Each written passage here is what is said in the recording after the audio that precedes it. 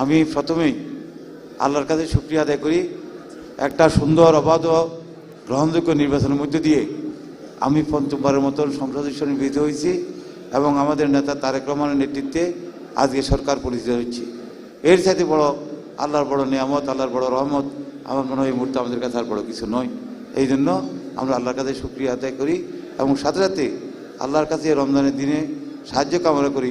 আল্লাহ যেন আমাদের প্রয়াত প্রেসিডেন্ট শহীদ রাষ্ট্রপতি জিয়া রহমানকে জান্নাতুল ফেরদৌস নসিব করেন, বেগম খালেদা জিয়াকে জান্নাতুল ফেরদৌস নসিব করেন।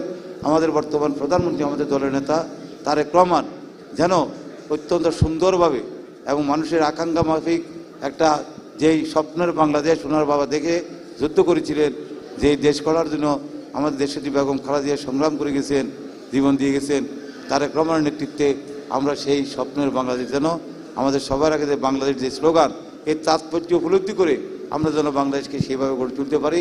আল্লাহ আমাদের নেতাকে সেই তৌফিক দান করে।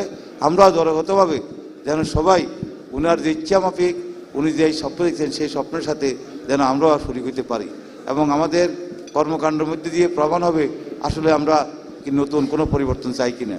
আমি আশা করি আমাদের দলের নেতা কর্মী থেকে শুরু করে আপনারা চিকিৎসকরা যারা আমাদের দলের সাথে সম্পৃক্ত আছেন সবাই নিজের কর্মকাণ্ডে এমন পরিচয় দিবেন যে পরিচয়ে মানুষ আশাবাদী হবে এবং মানুষের একটা নতুন স্বপ্ন দেখার চিন্তা করবে। সেই জন্য এখানে আমাদের ঢাকা হিসাব বলছে ডাক্তারদের ফি কমা দেওয়ার জন্য। এখন ড্রাইভার ডাক্তাররা ফি কমা দিলে তো হবে না, আর এটা হবে না, আর ফি কমা দিলে যে ভালো চিকিৎসা হবে তাও না। আমি মনে করি আবার এখানে বলছেন আমাদের কেন্দ্রীয় কোষাধ্যক্ষ সময় মতো অফিসে যাবেন, সময় মতো থাকবেন। আপনি সারাদিন অফিস করলেন, একেবারে হাজিরে ঠিক আছে, আপনার কোনো গড়াদিরে নাই, কিন্তু আপনি আন্তরিকতার সাথে মানবিক দৃষ্টিভঙ্গি নিয়ে যদি রুগীটাকে যদি না দেখেন তাহলে কিন্তু আপনি সারাদিন দেখার পরও সারাদিন অফিস করলেও আমার খুব একটা উপকার আসবে না, মানুষের খুব আসবে না।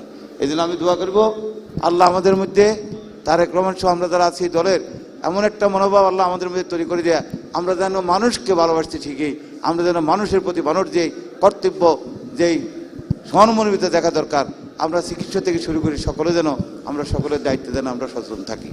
আমি মনে করি আমাদের ডাক্তারদেরকে বরং আমি অন্য কথা বলবো, যাদের অবস্থা ভালো, যারা একটু খুব সচ্ছলতা আছে, দরকার হলে তাদের উপর ফি 200 টাকা বাড়িয়ে ওই 200 টাকা দরকার একটা গরিব রোগীরও আপনারা সাবসিডি দিবেন। কারো থেকে বেশি নেবেন, কারো থেকে একেবারে নেবেন না, যাদের অবস্থা নাই তাদের থেকে নেবেন না, কিন্তু দ্বিতীয় এখন কী করবেন, আপনার পকেট থেকে দিবেন, পকেট থেকে দিতে পারবেন। এই জন্য যারা সচ্ছল তাদের থেকে দরকার হলে বেশি করে, যারা অসচ্ছল তাদেরকে সাহায্য করে। এক কথা হলো আমাদের যদি এই মানবিক মূল্যবোধ থাকে, আমরা যদি মানুষের সেবা করতে চাই, আমার বিশ্বাস স্বাস্থ্য খাত নিয়ে আমাদের নেতা তারেক রহমানের যে স্বপ্ন, এই স্বপ্ন বাস্তবায়ন করার জন্য সবচেয়ে বড় মাধ্যম হলো আমাদের ডক্টর অ্যাসোসিয়েশন অফ বাংলাদেশ। আপনারা আপনাদের কর্মকাণ্ডে দিয়ে মানুষের কাছে আস্থা সৃষ্টি করবেন।